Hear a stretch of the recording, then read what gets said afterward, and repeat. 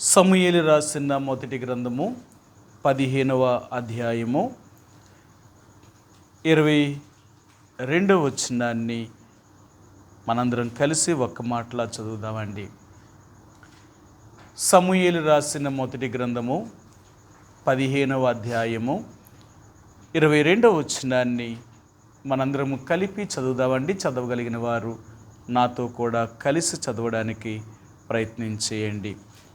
అందుకు సమూయేలు తాను సెలవిచ్చిన ఆజ్ఞను ఒకడు గైకొనుట వలన యెహోవా సంతోషించినట్లు ఒకడు దహన బలులను అర్పించుట వలన ఆయన సంతోషించిన ఆలోచించుము. బలులు అర్పించుడి కంటే ఆజ్ఞను గైకొనుటయు పొట్టేళ్ల క్రొవ్వు అర్పించుడి కంటే మాట వినుటయు శ్రేష్టము. ఈ రాత్రికాల సమయంలో చదువుబడిన లేఖన భాగాన్ని దేవుడు దీవించునుగాక. ప్రార్థన కొరకే మనం వెళ్ళే ముందుగా మనము ఏ రీతిగా ఉంటే దేవుడు మన ప్రార్థన ఆలకిస్తాడు, ఏ రీతిగా ఉండకపోతే దేవుడు మన ప్రార్థన ఆలకించడు అనేవి మనం ప్రతిసారి కూడా తెలుసుకుంటూ వస్తున్నాం. ఎందుకంటే రక్షించబడ్డాను, నేను బాప్తీసం తీసుకున్నాను, ప్రతిసారి నేను దేవుడు మందిరానికి వెళ్తున్నాను, ఇంకెందుకు నా ప్రార్థన వినడా అంటే నిజమే. కానీ నువ్వు ఆ రక్షణ పొంది ఉండొచ్చు, బాప్తీస సాక్ష్యం తీసుకుని ఉండొచ్చు, నువ్వు దేవుని మందిరానికి క్రమం తప్పకుండా రావచ్చు, కానీ ఆయన మాట ఆలకించకుండా జీవిస్తే ఇంకా ఆయన ఎందుకు మనం ప్రార్థన వింటాడు? ఎందుకంటే ఏదో ఆచార సంబంధమైన క్రైస్తవులుగా, అంటే ఆచార సంబంధమైన ఒక వ్యక్తిగా జీవించేవారం కాదు. క్రైస్తవ జీవితం అనేది ఎప్పటికప్పుడు కూడా, అంటే ప్రతిరోజు నేర్చుకునేవారు అన్నమాట. నేను నేర్చేసుకున్నాను కదా, ఇంకా దాన్ని పాటించకుండా ఉండడానికి ఇంకా అక్కర్లేదు అనుకోవడానికి ఏమీ లేదు. మనం చనిపోయేదాకా కూడా మనం ప్రతిరోజు కూడా దేవుడి దగ్గర నేర్చుకునేవారు. ఏంటి నేర్చుకునేవారము అంటే ఆయనకి తగిన పరిశుద్ధతను మనం పాటించగలుగుతున్నామా లేదా, ఆయనకి తగినట్లుగా జీవిస్తున్నామా లేదా, ఆయన చెప్పింది మనం చేస్తున్నామా లేదా అనేది ప్రతిరోజు కూడా మనం పరిశీలన చేసుకొని లేకపోతే అలాగ ఉండడానికి మనల్ని మనం మలుచుకోవడానికి ప్రయత్నం చేస్తూ ఉంటాం అన్నమాట. అది క్రైస్తవ జీవితము. అందుకనే క్రైస్తవ జీవితము అనేది ఎప్పుడూ కూడా జీవము కలిగినదన్నమాట. అంటే ఎప్పటికప్పుడు కూడా జీవము కలిగిన వారుగా జీవిస్తూ ఉంటారు. అందుకనే దేవుని యొక్క బిడ్డలుగా మనం మృతమైన వారం కాదు. ఒకవేళ చనిపోయిన వారమైతే ఇక సరిచేసుకునే అవకాశం మనకు లేదు, దిద్దుకునే అవకాశం లేదు.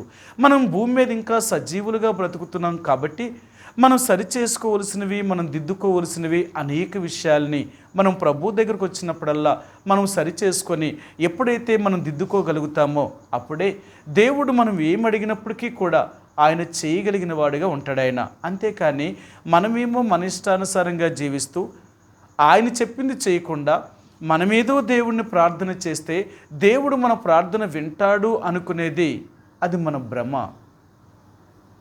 దేవుడు అలాగెవరు ప్రార్థనను వినడు ఆయన. మనం ఎన్ని సంవత్సరాలు మొరపెట్టినా, ఎంత కాలం మొరపెట్టినా దేవుడు అలాంటి వారి ప్రార్థనను వినడు. మరి ఎవరు ప్రార్థన వింటాడు అంటే ఎవరైతే ఆయన చెప్పినట్లుగా నడుచుకుంటూ ఉంటారో, ఎవరైతే ఆయన మాట విని ఆయన ఆజ్ఞలను అనుసరించి అలాగ జీవిస్తూ ఉంటారో అలాంటి వారిని మాత్రమే దేవుడు దృష్టించేవాడు ఆయన. అలాంటి వారి ప్రార్థననే ఆయన అంగీకరించేవాడు ఆయన. కాబట్టి ఈ యొక్క రాత్రికాల సమయంలో మనం ప్రార్థనకి వెళ్ళే ముందుగా ఈ సమూయేలు రాసిన మొదటి గ్రంథము 15వ అధ్యాయము 22వ వచనంలో దేవుడు ఈ మాటను గుర్తు చేశాడు. నేను ఎంతోసేపు దేవుడి దగ్గర కనిపెట్టాను, ప్రభా ఏం చెప్పాలి. ఎందుకంటే ఏదో మనకు వచ్చింది, నాకు తెలిసింది నేను చెప్పడం కాదు. ఒకవేళ అలా చెప్తే ఆత్మకార్యం అనేది జరగదు. దేవుని యొక్క ప్రజలు దేని కొరకు ప్రార్థన చేయాలో దాని కొరకు వారు ప్రార్థించలేరు. కాబట్టి దేవుని యొక్క ఉద్దేశమును ఎరిగి ఆ వర్తమానం అందించాలి. అందుకని ప్రతిసారి కూడా దేవుడి దగ్గర మీకు వర్తమానం అందించేటప్పుడు దేవుడి దగ్గర ఎంతసేపు కనిపెడతామో, ప్రభా ఏం చెప్పాలి నీ ప్రజలకు, ఏదో వచ్చిన మాటలు, గాలి మాటలు, నేర్చుకున్న మాటలు, ఈ మాటలు మాట్లాడితే ఎవరు ఆత్మీయ జీవితానికి కూడా క్షమాభివృద్ధి అనేది కలగదు. అందుకని వర్తమానము అందించాలి అంటే ఎంతోసేపు దేవుడి దగ్గర కనిపెడతాం మేము. మీకేదో ఒక మాట చెప్పాలి అనుకుంటే వర్తమానం చెప్పడం అంటే ఏదో తేలిక అనుకుంటాం, కానీ చెప్పే మాకు ఎంత కష్టమో ఆ వర్తమానం చెప్పడం అనేది చాలా కష్టం. ఎందుకంటే నేను దేవుని సేవలోకి వచ్చి రమారమి 32 సంవత్సరాలు అయిపోయి 33వ సంవత్సరంలోకి వచ్చేసాను. ఈ 33 సంవత్సరాల్లో కూడా ప్రతిసారి వాక్యం చెప్పడానికి నిలబడినప్పుడల్లా ఎంత భయపడుతూ దేవుడి దగ్గర ప్రార్థన చేస్తాం, ప్రభువా ఏం చెప్పాలి ఏం చెప్పాలి. ఎందుకంటే ఏదో పోయిన సంవత్సరం చెప్పేసింది ఈ సంవత్సరం చెప్పకూడదు, లేకపోతే మనం ఎప్పుడో చెప్పింది ఇప్పుడు చెప్పకూడదు, అలా మర్చిపోతారులే, అలాంటిది ఏమి ఉండదు. ఎప్పుడు కూడా దేవుని ప్రజలు దేవుని దగ్గరికి వచ్చినప్పుడు ఒక క్రొత్త వాక్యమును, ఏదో క్రొత్తది దేవుడు ఏం చేయాలని కోరుతున్నాడో అది మాత్రమే తెలియచేయాలి అని క్రొత్త అనుభవంలోనికి వారు రావాలి. అందుకనే ప్రతిసారి కూడా దేవుడి దగ్గరకు మేము మొరపెట్టినప్పుడల్లా ఏదో క్రొత్తది, ప్రభా ఏం చెప్పాలి నీ ప్రజలకు, ఏం చెప్పాలి నీ ప్రజలకు. నేను ఎందుకు ఎన్నోసార్లు మీకు చెప్తూ ఉంటాను, నా బైబిల్ గ్రంథాన్ని చూస్తే ఇప్పటికి రమారమి 10 సంవత్సరాలు దాటిపోయింది నేను ఈ బైబిల్ గ్రంథాన్ని వాడుతూ. ఎక్కడ కూడా ఒక గీత కానీ ఒక రిఫరెన్స్ కానీ నేను రాయనన్నమాట. ఒక గీత పెట్టను, ఒక రిఫరెన్స్ కూడా పెట్టను. ఎందుకు పెట్టను అంటే, ఒకవేళ నేను అలాగ పెట్టానంటే, అలాగ రాశాను అంటే ఇంక వర్తమానాల గురించి నేను తడువుకోవాల్సిన పని ఉండదు. ఎందుకంటే ఒక వర్తమానాన్ని నేను రాసేసుకుంటున్నాను కాబట్టి, ఎక్కడ ఏ మాట ఉందో నేను గీత పెట్టుకుంటున్నాను కాబట్టి, అది నాకు గుర్తు కాబట్టి నేను అలా చెప్పుకుంటూ వెళ్ళిపోతాను నేను. అందుకనే నేను ఏది కూడా గీత కూడా పెట్టను, ఏది కూడా రాయడానికి కూడా ఇష్టపడను. ఇంకంతకీ కాకపోతే ఏదైనా ఎప్పుడైనా ఒక పాయింట్ ఆ మాట ఇంకా నాకు గుర్తు రాకపోతే ఒక్కసారి 2-3 సార్లు రాసుకోవడానికి ప్రయత్నం చేస్తాను నేను. అలా రాసుకున్నప్పుడు అది నా యొక్క అంటే మనసులో నా హృదయంలో ఉండిపోతుంది కాబట్టి ఇంకా దాన్ని నేను హృదయంలో చెరపబడదనమాట. నన్ను చాలాసార్లు అంటూ ఉంటారు, అన్న మీరు ఒక వర్తమానం చెప్పారంటే ఎన్ని రెఫరెన్స్లు చెప్తారో తెలుసా, కనీసం 20-30 రెఫరెన్స్ల పైన చెప్తారు అంటారు నన్ను. నేను అంటాను అవి ఎలా గుర్తుంటున్నాయి మీకు? నేను అంటాను అవి గుర్తుండడం అనేది ఏదో నా మైండ్లో ఫిక్స్ అయిపోయినవి కానీ ఏదో నేను రాసుకున్నవి కూడా కాదు. ఎందుకంటే ఈ మాటలన్నీ నా జీవితంలో అవి ఆదరించిన మాటలు, దేవుడు నాతో మాట్లాడిన మాటలన్నీ కూడా. అందుకని చాలాసార్లు బైబిల్లో ఎన్నో మాటలు మీకు కంఠస్థపట్టామన్నమాట. ఎందుకు అంటే దేవుని వాక్యము అనేది అంత సజీవమైన గ్రంథం అది. కాబట్టి దేవుని వాక్యం మీద అంత శ్రద్ధ అంత ప్రేమ ఉన్నప్పుడు ఆ వాక్యాన్ని అంతగా చదువుతూ ఉంటాం అన్నమాట. అందుకని దేవుని యొక్క వర్తమానాన్ని మీకు అందించడానికి దేవుడి దగ్గర చాలా ప్రయాసపడతామండి, చాలా ప్రయాసపడతాం. మీరు ఎప్పుడైనా చూడండి, ఇంట్లో ఏదైనా ఒక మంచి కూర వండాలి అనుకుంటే దానికి కావలసినవి ఎన్ని ముందు సిద్ధం చేసుకుంటామో.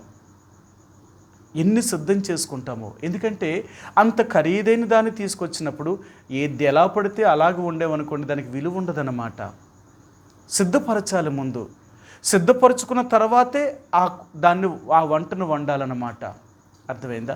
ఎందుకంటే సాధ్యమైనంత వరకు ఎక్కువగా మేము మందిరాల్లో ఉండేటప్పుడు ఆయా మీటింగ్స్లో కానీ ఆయా ఏదైనా వివాహంలో కానీ ఏదైనా వంటలు చేయవలసి వచ్చినప్పుడు తెల్లవార్లు రాత్రులు వన్నిటిని రేపు ఉదయం కొరకే ముందే సిద్ధపరచుకునేవాళ్ళం.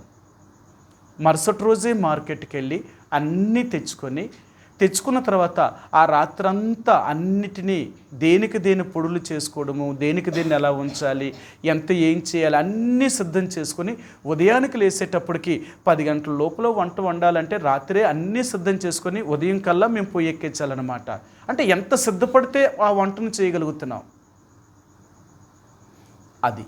అలాగే వాక్యము అనేది కూడా జీవము కలిగినది, అది ఆత్మీయమైనది, అది పరసంబంధమైన మన్నా. ఆ మన్నాను మీకు వడ్డించాలి అంటే అది తీసుకొని రావాలి అంటే ప్రభువు దగ్గర మేము ఎంత కనిపెడతామో, అది కనిపెట్టినప్పుడు మాత్రమే దేవుడు అది ఏమైతే తెలియచేస్తాడో దాన్ని మాత్రమే మీ దగ్గర తీసుకుని వచ్చి చెప్తాం. అంతేకాని మాకు వచ్చింది, మాకు తెలిసింది, మేము నేర్చుకున్నది ఇలాంటివి ఏమీ బోధించం. ఒకవేళ ఇలాంటివి చెప్తే మీ జీవితాన్ని నా జీవితాన్ని కూడా ఎటువంటి ప్రభావితము కూడా చేయవు, మార్చలేవు. ఒక మనిషి మాటలు మనిషిని మార్చలేవండి. దేవుని మాటలు మాత్రమే ఒక మనిషిని మార్చగలుగుతాయి.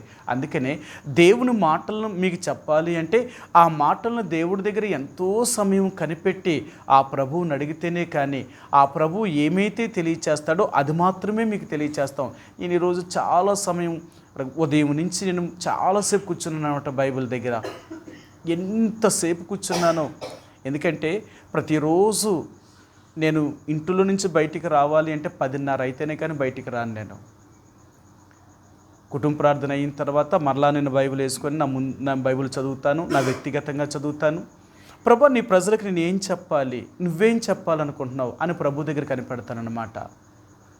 అంతసేపు దేవుడి దగ్గర ఉండి కనిపెడతాను. ఒకవేళ ఆ సమయంలో కూడా దేవుడు నాకేమి ఇవ్వలేదంటే మళ్ళీ సాయంకాలం కూర్చుంటాను. 3:30 నుంచి 4 గంటల నుంచి కూర్చుంటాను. ప్రభు ఏం చెప్పాలి, ఇలా ఎంతోసేపు దేవుడి దగ్గర కనిపెడుతూ ఉంటాం అన్నమాట. ఆదివారం వస్తుందంటే శుక్రవారం నుంచే లేకపోతే శనివారం నుంచే మేము భయపడుతూ ఉంటాం. ప్రభు ఏం చెప్పాలి, ఏం చెప్పాలి, ఏం చెప్పాలి.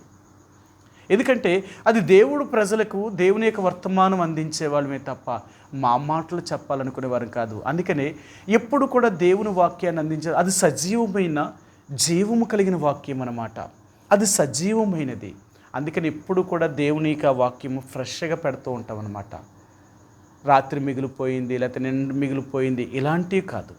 ఎప్పుడు దేవుడి దగ్గరికి వచ్చినప్పుడు ఒక క్రొత్తది అప్పటికప్పుడు సిద్ధం చేసినట్లుగా దేవుని వాక్యాన్ని అందించాలి. అందుకని దేవుని వాక్యాన్ని అందించడం కొరకే మేము నిలబడేటప్పుడు దేవుడి దగ్గర కనిపెడుతూ ఉంటాం అనమాట. కనిపెట్టినప్పుడు దేవుడు ఈ మాటను జ్ఞాపకం చేసి నాకు అర్థం కాలేదంటే ఎన్నోసార్లు చెప్తూ ఉంటాం ఈ మాట. కానీ ఇప్పుడుకొచ్చినప్పుడు ప్రభా ఏంటి నాకు అర్థం కావట్లేదు, ఈ మాటకు అర్థం ఏంటి. నేను ఈ అధ్యాయం అంతా జాగ్రత్తగా చదివాను అన్నమాట.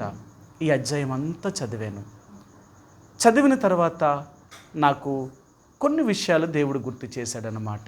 అందుకని ఏవైతే దేవుడు ఆయన గుర్తు చేశాడో, ఏ విషయాలు అయితే తెలియచేశాడో ఆ విషయాలు మీకు చెప్తాను. ఈ యొక్క సమూయేలు రాసిన మొదటి గ్రంథము 15వ అధ్యాయము 22వ వచనాన్ని మరొకసారి చదువుదాం.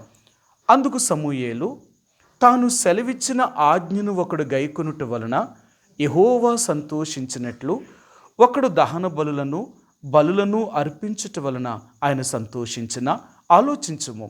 బలులు అర్పించుట కంటే ఆజ్ఞను గైకొనుటయు, పొట్టేళ్ల క్రొవ్వు అర్పించుట కంటే మాట వినుటయు శ్రేష్టము. ఇక్కడ దేవుడు సమూయేలు సౌలుతో చెప్తున్నాడు అనమాట. సౌలుతో చెప్తున్నాడు, సౌలా, ఏదో నువ్వు దేవుడికి ఏదేదో నువ్వు చేసేసినంత మాత్రానికి దేవుడు సంతోషించేవాడు కాదు. బలులను దహన బలులను అర్పించటం వలన దేవునికి సంతోషం కలుగుతుందా సౌలా? అది కాదు. దేవునికి సంతోషం ఏంటి అంటే ఆయన మాట వినుట. మనం ఏం చేస్తాం తెలుసా? ఒక్క దేవుడు మాట మాత్రం వినంగానే ఉన్నాయన్నీ చేస్తాం. ఏంటి ఉన్నాయన్నీ అంటే మందిరానికి వస్తాం, ఆరాధన చేస్తాం, ప్రార్థన చేస్తాం, కానుకలు ఇస్తాం, దేవుడి మందిరంలో పరిచర్య చేస్తాం, ఏది చెప్పినా మనం చేయడానికి ఇష్టపడతాం, ఇవన్నీ చేస్తాం. కానీ మాట వినడం రావాలి. నా జీవితంలో నేను సేవకు వచ్చిన తర్వాత రమారమి 92 నుంచి 98 సంవత్సరాలు, అంటే 98వ సంవత్సరం వరకు కూడా ఈ రమారమి 6 సంవత్సరాలు నేను మందిరంలోనే ఉండిపోయాను. నాకంటే వెనకాల వచ్చిన వారు సంవత్సరానికి 2 సంవత్సరాలకే బయటికి వెళ్ళిపోయి వాళ్ళకి మందిరాలు ఇచ్చి సేవ చేసుకోమని చెప్పారు. కానీ నాకు రమారమి 6 సంవత్సరాలు పట్టిందన్నమాట. నాకు చాలా బాధ అనిపించేది. ఏమీ నిన్నగాక మొన్న వచ్చిన వాళ్ళ పరిచర్య కోసం పంపిస్తున్నారు, ఇన్ని సంవత్సరాలుగా నేను ఉన్నాను కానీ నన్ను ఎప్పుడూ పంపించలేదు. చాలా బాధపడ్డాను. సరే, ఆయన కూడా అన్నాడు, అంటే ఆయన ఏం చెప్పాడు అంటే, నువ్వన్నీ చేయగలుగుతావు, నువ్వు ఎంత కఠినమైన పనైనా చేయగలుగుతావు, కానీ నీకున్న లక్షణం ఏంటో తెలుసా? మాటకు లోబడే లక్షణం నీకు లేదు. అది నువ్వు వచ్చేదాకా నువ్వు ఎలా దేవుడి మందిరంలోనే ఉండాలి, ఇంకా తప్పదు. నువ్వు మాట వినే స్థాయికి నువ్వు రాలేనప్పుడు నువ్వు దేవుని సేవకు పనికిరావు. నువ్వు దేవుని సేవకు పనికి రావాలి అంటే మాట వినాలి, మాట పడాలి, ఎన్నైనా భరించే శక్తి నీకు రావాలి. నువ్వు ఆ స్థాయిలో లేవు. ఇప్పుడు నువ్వు మాట వినే స్థాయిలో లేకుండా నేను బయటికి పంపించనుకో, రేపు ఎవరైనా విశ్వాసులు నిన్నేదైనా అన్నారనుకో, నువ్వేం చేస్తావు? వాళ్ళ మీద తిరుగుబాటు చేస్తావు. నన్ను ఎందుకు ఇలాగంటారు, మీరెవరు నన్ను అనడానికి అని అంటావు. అంతేనా? ఇలాగైతే నువ్వు సేవకు పనికిరావు. ఎప్పటికైనా నువ్వు సేవల నుంచి బయటికి వెళ్ళిపోతావు.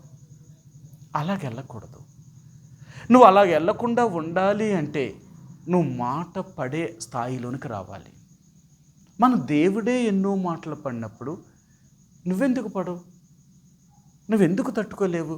నువ్వెందుకు సహించలేవు? అంతే కదా. మనం అన్నింటిలో పర్ఫెక్ట్గా ఉన్నప్పుడు, ఖచ్చితంగా ఉన్నప్పుడు మనం ఎవరైనా ఏదైనా అంటే మనం పడతామా?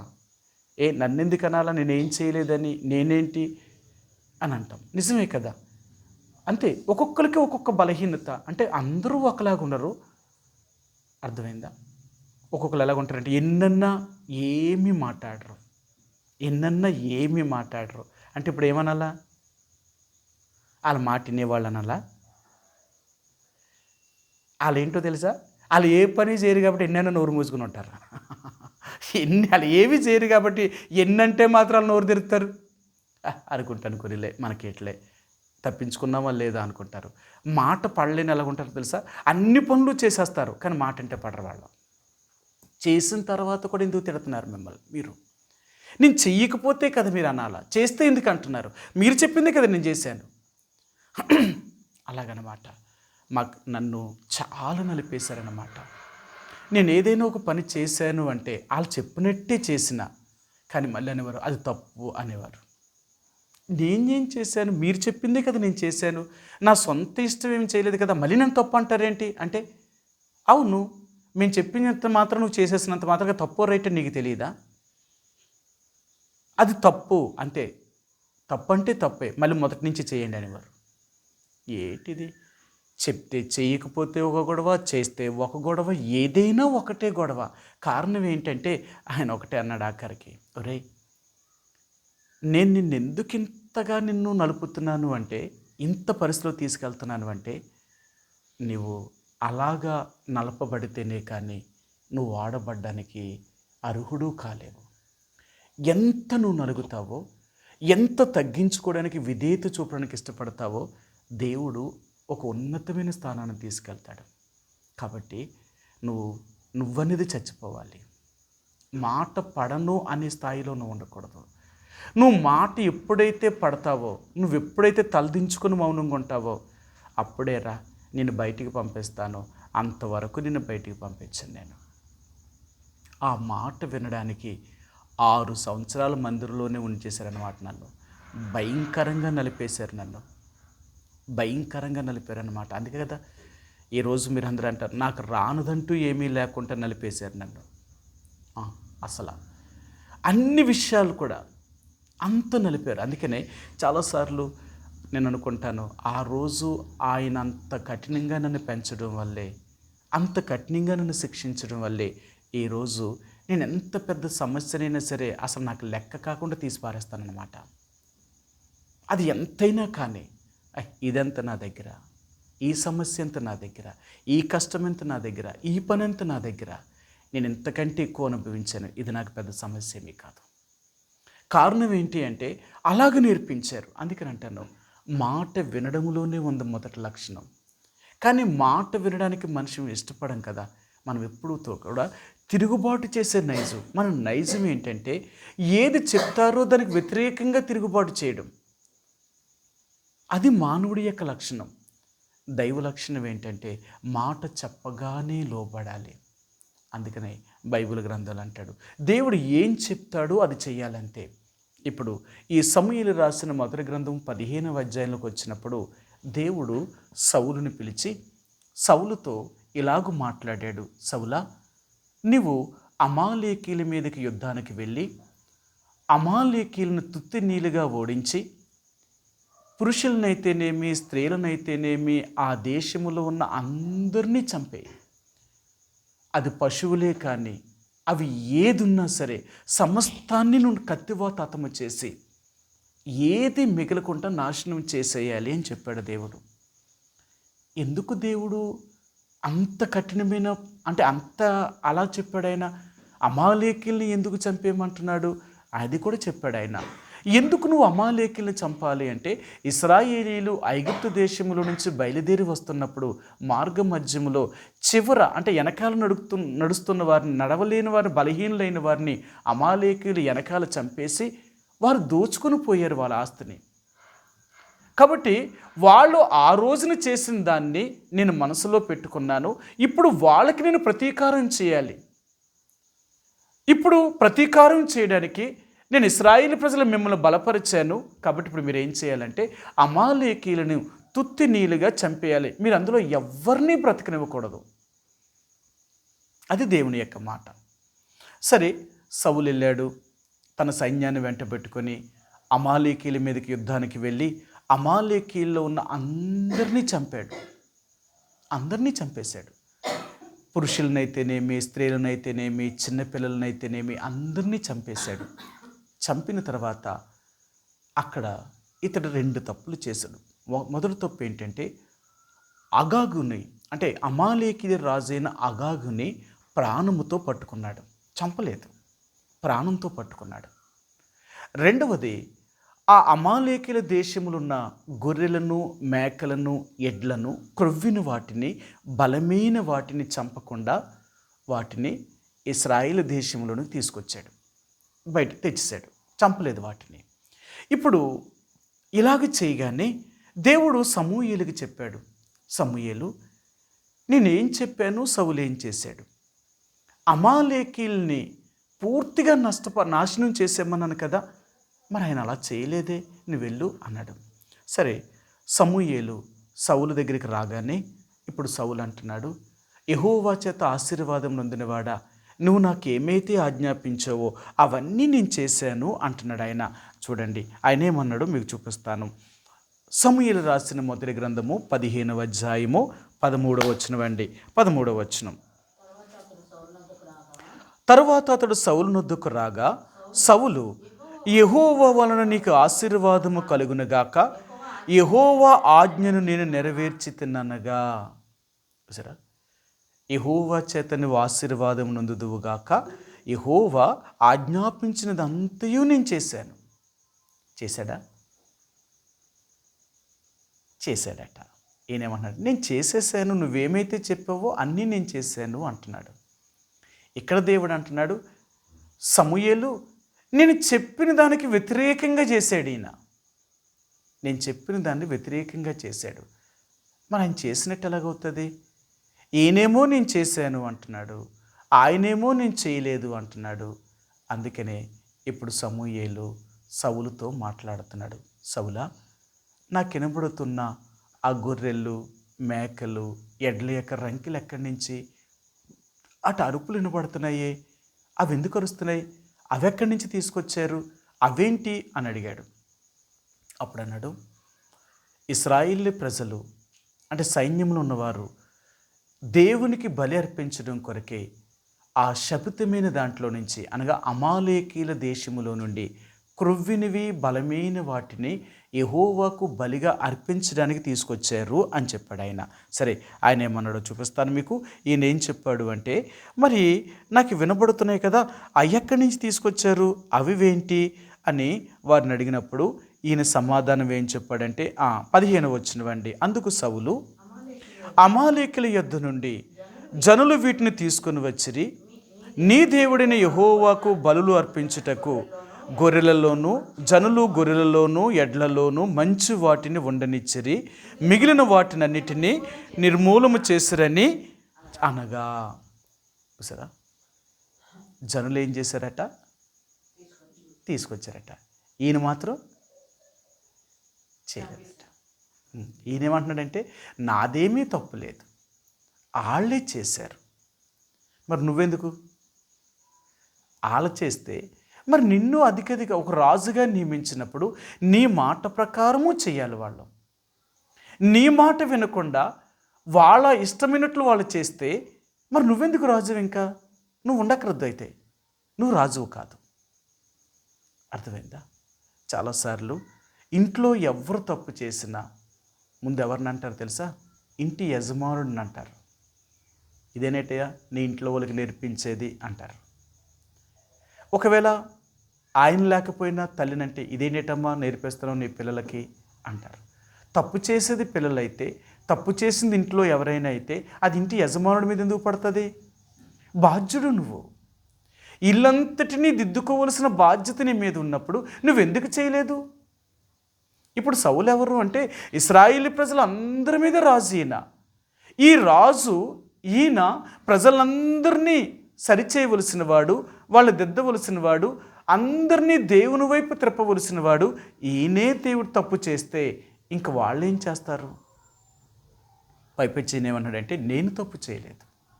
ఆ జనులు ఈ క్రొవ్విన వాటిని, బలమైన వాటిని దేవునికి బలిగా అర్పించడం కొరకు తెచ్చారట. అది చాలాసార్లు మనం ఏం చేస్తాం తెలుసా? దేవునికి ఇష్టం లేనివి దేవుడికి తెచ్చివ్వడానికి ఇష్టపడతాం. ఎందుకంటే ఇలాంటివి కాదు కదా దేవుడు. అందుకని అంటాడు, దేవుడు ఇలాంటి అన్యాయమైనది, అక్రమమైనది, దేవునికి విరోధమైనది ఏది కూడా దేవుడు తీసుకునేవాడు కాదు. దేవుడు తీసుకునేవాడు కాదు. అలాంటివి దేవుడికి అక్కర్లేదు కూడా. మరి ఎలాంటివి కావాలి దేవుడికి? ఆయన చెప్పివి, ఆయనకి ఇష్టమైనవి మాత్రమే చేస్తే చాలు. ఏదో దేవుడు గొప్ప గొప్ప వాటిని ఏం అడగడు, సామాన్యమైనవే. కాబట్టి ఈరోజు ఆయన ఏమన్నాడంటే, అప్పుడు చెప్పాడు, సౌలా అసలు నీ దేవుడు ఏమైనా బలులను, దహన బలులను అర్పించమన్నాడా? నిన్నేం అడగలేదు కదా. అడగలేనప్పుడు మరి మీరెందుకు తీసుకొచ్చారు వాటిని? నేనేం చెప్పాను, మీరేం చేశారు? అందులో ఏది కూడా మిగలకుండా చంపేయమని చెప్పాను కదా. ఒక్కటి కూడా మిగలొద్దు అని చెప్పాను. ఆయన చెప్పాడో లేదా మీకు చూపిస్తాను. 15వ అధ్యాయము సమూయేలు రాసిన మొదటి గ్రంథము 15వ అధ్యాయం 3వ వచనం. కాబట్టి నీవు పోయి కనికరింపక అమాలేకీలను హతము చేయుచు, పురుషులనేమి, స్త్రీలనేమి, బాలురనేమి, పసిపిల్లలనేమి, ఎద్దులనేమి, గొర్రెలనేమి, ఒంటెలనేమి, గార్ధబొమ్మలనేమి అన్నిటినీ హతము చేసి వారికి కలిగినదంతయు బొత్తిగా పాడు చేసి అమాలేకీలను నిర్మూలము చేయమని చెప్పాను. దేవుడు ఏం చెప్పాడు, ఈయనేం చేశాడు? ఇది మనం కూడా దేవుడు చెప్పింది చేయం, కానీ మన మనసులో ఉన్నది మాత్రం చేయడానికి ఇష్టపడతాం. అందుకని అంటాం, మన ఇష్టమే దేవుడి ఇష్టం. మనం ఏం చేస్తామో దేవుడు దాన్ని అంగీకరించాలి. ఇదన్నమాట. మనం ఎప్పుడు ఎలాంటి వారం అంటే, మనం చేసే ప్రతిదాన్ని దేవుడు అంగీకరించాలి. మనం చెప్పే ప్రతీదీ దేవుడు వినాలి. మన ఇష్టమే దేవుడి ఇష్టం. ఇది మన యొక్క మరి పద్ధతి అన్నమాట. ఎందుకంటే మనుషులం కదా, మన పంతు, మన యొక్క కోరిక, మన ఇష్టం, మన అన్నీ నెరవేరాలి. నేనేం చెప్తే అది చెయ్యాలన్నమాట. ఎప్పుడు చేస్తాడు దేవుడు? దేవుడు అంటాడు బైబిల్ గ్రంథంలో మొదటి రాజులు రాసిన గ్రంథము 17వ అధ్యాయం మీరు చూస్తే మొదటి వచనంలోనే ఇక ఏలియా గురించి చెప్తాడనమాట. ఏలియా అంటాడు, నా మాట ప్రకారము కాక 3.5 సంవత్సరముల వరకు భూమి మీద వర్షమైనను మంచైనను పడదు అంటాడు ఆయన. నా మాట ప్రకారము అంటాడు. యెహోవా చెప్పాడు. దేవుడు చెప్పిన మాట ఏంటంటే 3.5 సంవత్సరముల వరకు భూమి మీద వర్షమైనను మంచైనను పడదు అని దేవుడు చెప్పాడు అని చెప్పలేదు ఈయన దేవుడు చెప్పిన మాటను చెప్తలేదు ఈయన. అంటే దేవుడు మాట ఎలాగన్నాడు అని అంటలేదు ఆయన, నా మాట అంటున్నాడు. ఒక మనిషిని మాట దేవుడు వింటాడా? ఒక మనిషి మాట దేవుడు వింటాడా? విండా?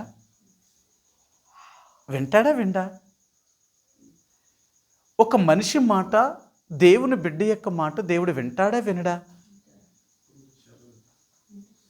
వింటాడు. కొన్ని విషయాల్లో వింటాడు, కొన్ని విషయాల్లో వినడు. అంటే కొన్ని విషయాలు అంటే మనకు అనుకూలమైనది ఎండ ఆయనకు అనుకూలమైతే వింటాడు. ఆయన వింటాడు ఆయన.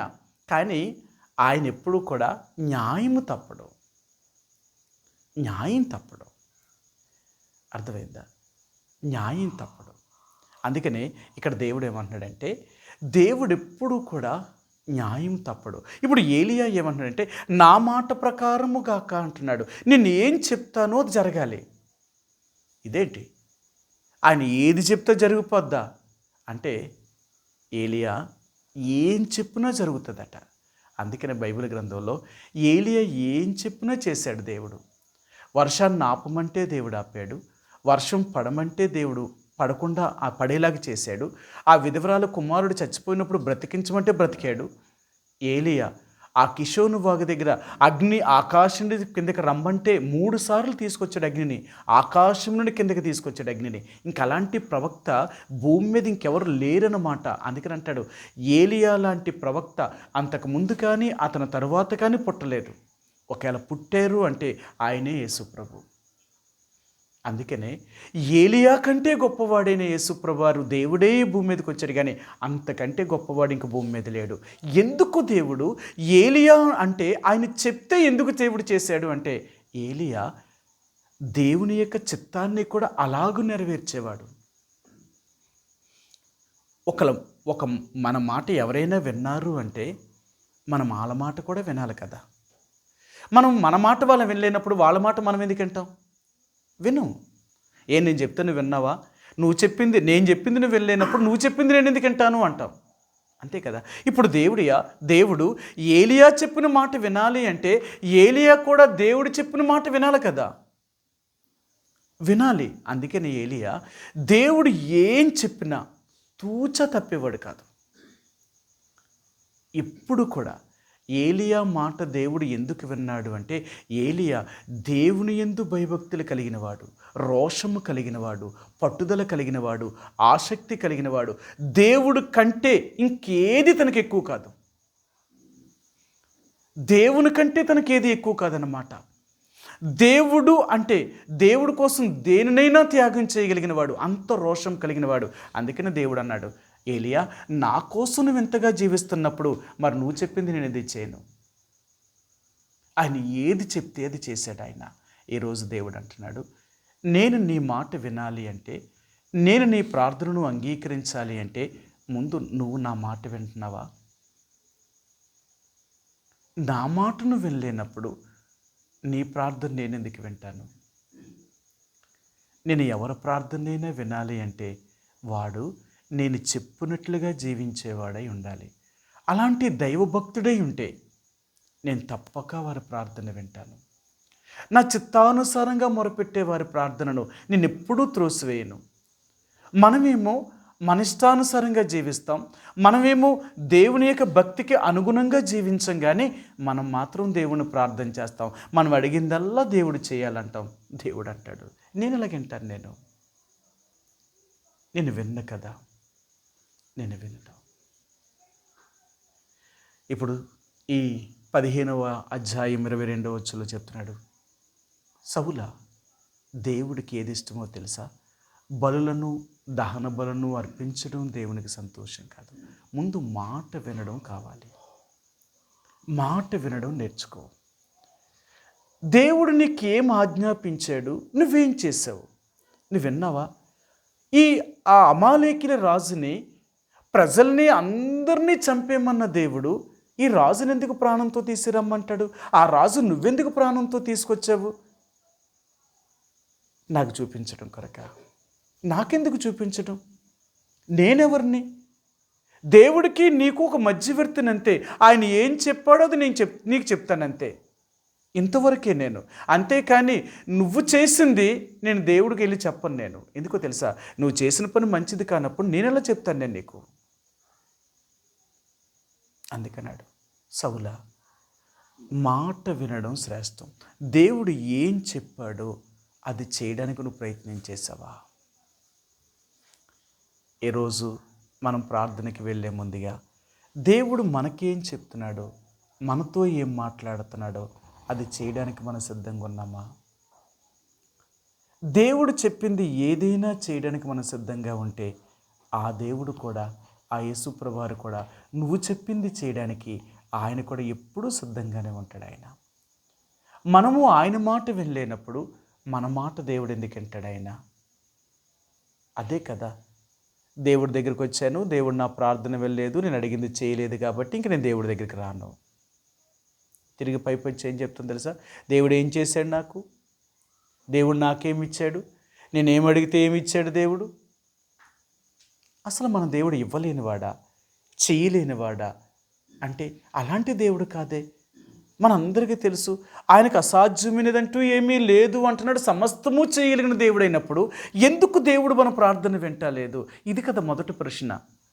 ప్రభా, నిన్ను అడిగాను, నేను అడిగింది ఎందుకు నాకు ఇవ్వలేదు? నేను పొందకపోవడం గల కారణం ఏంటి నాతో చెప్పు. పొందకపోవడానికి గల కారణం ఏంటో నాకు తెలియాలి. అది తెలుసుకోగలిగితే మనం ఏదైనా సాధించగలుగుతాం. అందుకనే దేవుడి దగ్గర మనం ప్రార్థించే ముందుగా నిజంగా దేవుడు నా ప్రార్థన వింటున్నాడా? నేను అడిగిన దానికి దేవుడు సమాధానం చెప్పగలుగుతున్నాడా? నేను దేని గురించి అయితే మొరపెడుతున్నానో అది నాకు ఇవ్వగలుగుతున్నాడా? ఎందుకు వింటలేదు దేవుడు? ఎందుకు నాకు సహాయం చేయలేదు దేవుడు? అసలు లోపం ఎవరిది, నాదా ఆయనదా? ఆయన అంటాడు, నాలో ఏ లోపము లేదు, నేను ఎప్పుడూ మీకు ఇవ్వాలని నేను సిద్ధంగా ఉన్నాను, కానీ పొందడానికి మీరు మాత్రమే యోగ్యులు కారు.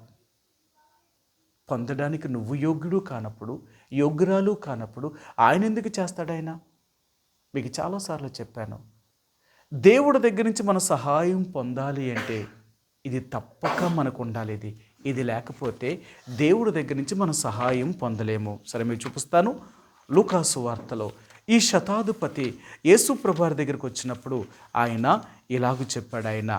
వారు ఇశ్రాయేలు ప్రజలందరూ కూడా, ఆనాడు పెద్దలైన వారందరూ కూడా ఆయనకి ఏం చెప్పారంటే, అయ్యా, ఇతడు నీ వలన సహాయం పొందడానికి ఇతడు యోగ్యుడు అంటున్నాడు. 5వ అధ్యాయము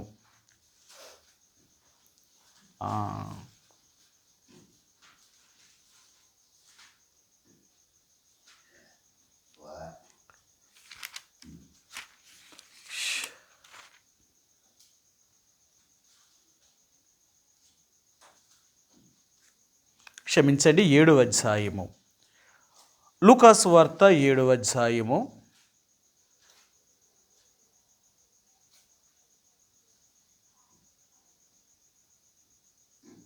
4వ వచనమండి. వారు యేసునొద్దకు వచ్చి, నీ వలన ఈ మేలు పొందుటకు అతడు యోగ్యుడు.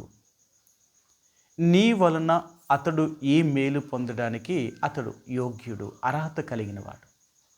ఈరోజు దేవుడు అంటున్నాడు, మనము దేవుడు వలన మేలు పొందడానికి, మనము దేవుడి ద్వారా సహాయం పొందడానికి మనకు అలాంటి యోగ్యత ఉందా, అర్హత ఉందా?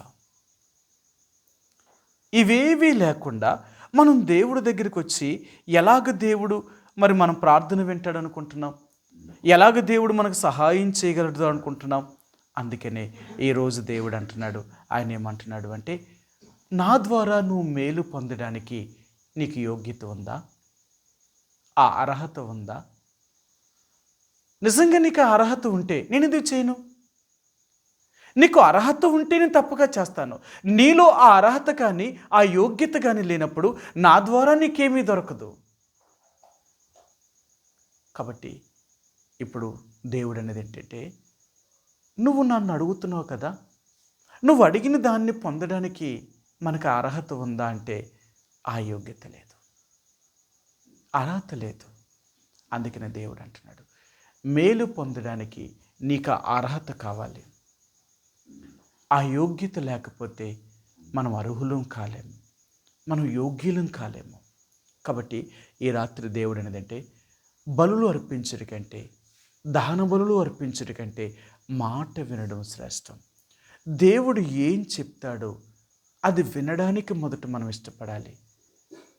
కానీ దేవుడు మాటలు వినడం అనేది వింటాం, కానీ చేయడం అనేది మాత్రం చాలా కష్టం. ఎందుకంటే మన ఆలోచనలు, మన తలంపులు, కొన్ని మన ఇష్టాలు ఉంటాయి కదా, ఇవన్నీ మనం ఫిక్స్ అయిపోతాం అన్నమాట. మనం అన్నీ మన ఆలోచనలు, మన తలంపులతో మనం ఫిక్స్ అయిపోయినప్పుడు, మనం అలా స్థిరపడిపోయినప్పుడు ఇక దేవుడి చిత్తాన్ని ఏం చేయగలుగుతాం? అందుకనే దేవుడి చిత్తం చేయడం అంట ఆయనకి ఎంతో ఇష్టం అంట. కీర్తనలో అంటాడు, ఏమంటాడంటే, దేవుని చిత్తము చేయటం నాకు సంతోషము అంటాడు ఆయన. సరే, మీరు చూపిస్తాను ఆ మాటను. 40వ కీర్తన. ఈ కీర్తనాకారుడు ఈ 40వ కీర్తనను ఆయన రచించినప్పుడు ఈ కీర్తనాకారుడు ఏం చెప్పాడో మీకు చూపిస్తాను. ఈయన దావీదు కీర్తన, ఇది దావీదు ప్రధాన గాయకుడైన దావీదు ఈ మాటను ఆయన చెప్పాడనమాట. ఆయన ఏం చెప్పాడో చూపిస్తాను. 8వ వచనం 48. నా దేవా, నీ చిత్తము నెరవేర్చుట నాకు సంతోషము. సరే, నీ చిత్తము చేయడం నాకు సంతోషం, నీ మాట వినడం నాకు సంతోషం, నువ్వు ఏం చెప్తావో అది చేయడం నాకు సంతోషం. మనమేమంటాం? లేదు లేదు ప్రభువా, అలాగ కాదు అంటాం. ఎలా కాదు? నువ్వు చెప్పినట్లు కాదు అంటాం. అంతే కదా. మనం దేవుడు చెప్పిన దానికి ఎదురు ప్రశ్న వేస్తాం. సరే, ఈ మాట కూడా చూపిస్తాను. ఇప్పుడు ఆది కాండములో దేవుడు లోతుకి ఇలాగ చెప్పాడు, లోతు ఇంకొకలాగా దేవుడికి సమాధానం చెప్పాడు. సరే, ఏం చెప్పాడో మీకు చూపిస్తాను. ఆది కాండము 18వ అధ్యాయము, క్షమించండి 19వ అధ్యాయము. ఆది కాండము 19వ అధ్యాయము 18 వచనం. 18, 19 కలిసి ఉన్నాయి. ఆది కాండము 19వ అధ్యాయము 18 వచనం. లోతు, ప్రభువా ఎలాగూ కాదు. చూసారా, మనం ఏమంటాం తెలుసా? ప్రభువా అలాగ కాదు ఎలాగంటాం. అంటే ఇప్పుడు ఏంటి? నువ్వు చెప్పినట్టు కాదు, నేను చెప్పినట్టు అంటాం. అలా కాదు ప్రభువా ఇలాగ అంటున్నాడట. ఇప్పుడు దేవుడు ఎలా చెప్పాడు? లోతా, నేను చెప్పిన చోటుకు నువ్వు వెళ్ళిపో అంటున్నాడు. ఇప్పుడు ఈయనేమంటున్నాడు? అంటే దేవుడిగా చెప్తున్నాడు, ప్రభా అలా కాదు, ఇంకొకటి ఏమైనా చెప్పు నాకు. సరే అయితే ఏంటి నువ్వు చెప్పాలనుకున్నది ఏంటి చెప్పు. అప్పుడు అన్నాడు, లేదు అంత దూరం నేను వెళ్ళను, కానీ దగ్గరే ఉంది ఈ కొండ దగ్గరికి వెళ్ళిపోతాను. నేను ఎక్కడికి వెళ్ళమంటున్నాను, నువ్వు ఎక్కడికి వెళ్తాను అంటున్నావు. మనం ఏం చెప్తాం తెలుసా? మనకు అనుకూలమైనదని చెప్తాం. ప్రభా అలా కాదు, లేకపోతే ఇలా కాదు, లేకపోతే ఇలాగా అలాగా. ఇది కాదు. దేవుడు చెప్పినప్పుడు సరి చిత్తం తండ్రి, నీ మాటకు విధేయత చూపిస్తాను. అది కష్టమైన, ఇప్పుడు ఆయన ఏమంటున్నాడట? సరే, మీకు ఆ మాట చూపిస్తాను. 18వ వచనం చదవండి. ఇదిగో నీ కటాక్షము నీ దాసుని మీద వచ్చినది, నా ప్రాణము రక్షించుకుంటకు రక్షించుట వలన నీవు నా ఎడల కనపరిచిన నీ కృపను గణపరిచితివి. నేను ఆ పర్వతమునకు తప్పించుకొని పోలేను, ఈ కీడు నాకు సంభవించి చచ్చిపోదునేమో. ఇదిగో పారిపోటకు ఈ ఊరు సమీపములో ఉన్నది. అది అలా కాదు ప్రభు అంటే ఏం చెప్తున్నాడు తెలుసా? నువ్వు అక్కడికి ఎక్కడికో దూరం కొండ మీదకి వెళ్ళమంటున్నావు. అంత దూరం నేను వెళ్ళగలనా? ఈ ప్రక్కనే ఉంది చిన్న ఊరు, అక్కడికి వెళ్తాను నేను అంటున్నాడు. మళ్ళీ ఇలాగే వచ్చాడు ఆయన. లోతు దేవుడి చిత్తంను తెలుసుకోవడంలో మొదటి నుంచి ఫెయిల్ అయ్యాడు. అబ్రహాముకి లోతుకి అసలు గొడవ రావడానికి గల కారణం, ఆల పశువుల కాపర్లకి ఏల పశువుల కాపర్లకి గొడవ వచ్చినప్పుడు, ఇప్పుడు ఇద్దరు యజమానులు అంటే లోతు అబ్రహాము, ఇప్పుడు ఇద్దరు ఏం చెప్పాలి పశువుల కాపర్లకి? బుద్ధి లేదా? మీరెందుకురా కొట్టు చేస్తున్నారు? మేమిద్దరం అన్నదమ్ములు, లేకపోతే మీద్దరు నా కొడుకు అయినా కట్టిన ఆస్తి గురించి మీకేంటి గొడవ? కలిసి మేపండి, కలిసి ఉండండి అని ఇద్దరు చెప్పాలా? అంతేనా? వీళ్ళిద్దరికి లేని సమస్య పనులకు వస్తే పనుల గురించి ఏం చెప్తారు యజమానులు? మాకు లేనిది మీకేంట్రా అని చెప్పాలా. కానీ లోతు ఏమంటున్నాడు? అలాగంట లేదు, ఇంకెలాగా గొడవ వచ్చింది కాబట్టి మన ఇద్దరం వేరైపోవడం మంచిది అంటున్నాడు.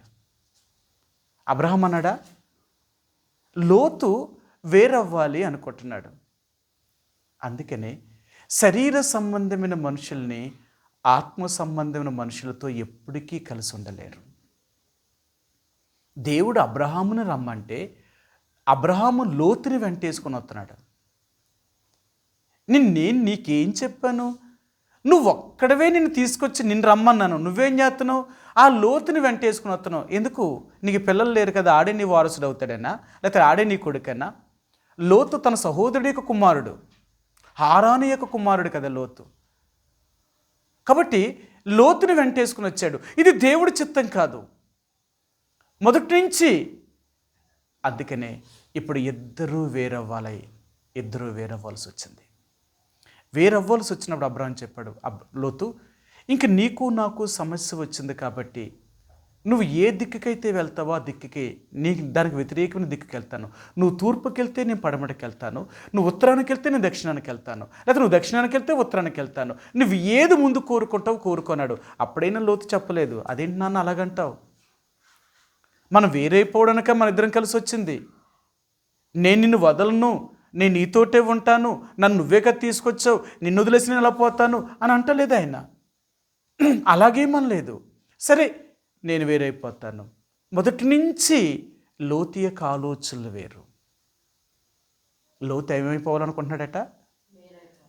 వేరైపోవడమే కాదు, అబ్రహాము కంటే గొప్పోడు అవ్వాలనుకుంటున్నాడు. అందుకే కదా సొదొమ గొమొర్రా పట్టణాలు చూసినప్పుడు మొట్టమొదట ఆయన ఏమనుకున్నాడు? నీరు పారు దేశము. ఇప్పుడు ఈ ప్రాంతాన్ని కానీ నేను కోరుకుంటే నా సంపద విస్తారం అవుతుంది. కాబట్టి అది కోరుకున్నాడు. అబ్రహాం ఎలాంటి స్థలాన్ని కోరుకున్నాడు? నీరు లేని చోట్ల కోరుకున్నాడు. ఇంకంతే కదా, నీరున్న చోటును ఆయన తీసుకుంటే నీరు లేనిదే తీసుకోవాలి. మరి ఇంకైనా నీరు లేని చోట్ల నేను తీసుకున్నాడు. నీరు లేని చోట్ల ఈయన తీసుకోవడం వల్ల అబ్రహాము నాశనం అవ్వలేదు. అబ్రహాముతో ఉన్న దేవుడు ఆయన దేవుడు కాబట్టి అబ్రహాముని ఆశీర్వదించాడు, లోతుని శపించాడు. ఆయన లోతు నాశనం అయిపోయాడు. లోతు యొక్క ఆలోచన వేరు. సొదొమ గొమొర్రా పట్టణాలకు వెళ్ళిన తర్వాత లోతు యొక్క పరిస్థితి అంతా మారిపోయింది.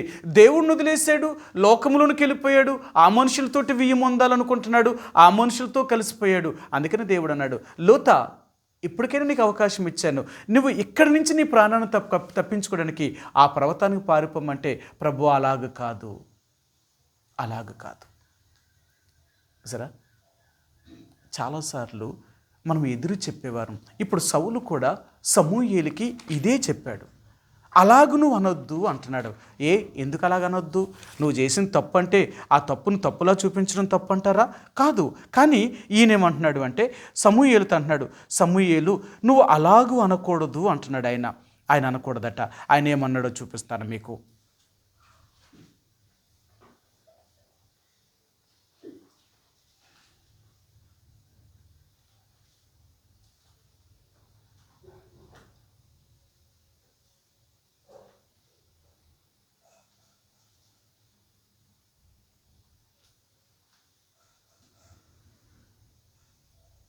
ఇరవై 28 వచ్చినవండి, 15:28. అప్పుడు సమూయేలు అతనితో ఇట్లనెను, నేడు యెహోవా ఇశ్రాయేలీల రాజ్యమును నీ చేతిలో నుండి లాగివేసి నీకంటే ఉత్తముడైన నీ పొరుగువానికి దానిని అప్పగించి ఉన్నాడు. మరియు నీ ఇశ్రాయేలీయులకు ఆధారమైన వాడు నరుడు కాడు, ఆయన అబద్ధమానుడు, పశ్చాత్తాపపడడు. అందుకు సౌలు, నేను పాపము చేసి తిని, ఆయనను నా జనుల పెద్దల ఎదుటను ఇశ్రాయేలీయుల ఎదుటను నన్ను గనపరిచి యెహోవాకు మొక్కుటకై నేను పోగా నాతో కూడా తిరిగి రమ్మని అతన్ని వేడుకొనెను. సరే, ఆయన అంటాడు ఇక్కడ, ఆయన అంటాడు నువ్వు అలాగనొద్దు, నువ్వు చెప్పింది అని చెప్పిన. ఎంతండి?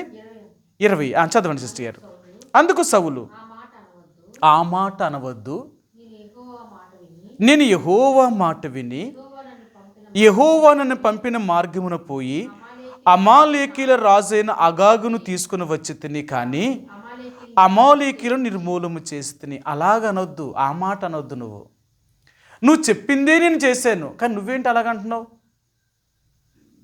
ఆయన చెప్పింది చేసేటట. మరి అగాగును ప్రాణంతో ఎందుకు తీసుకొచ్చావు?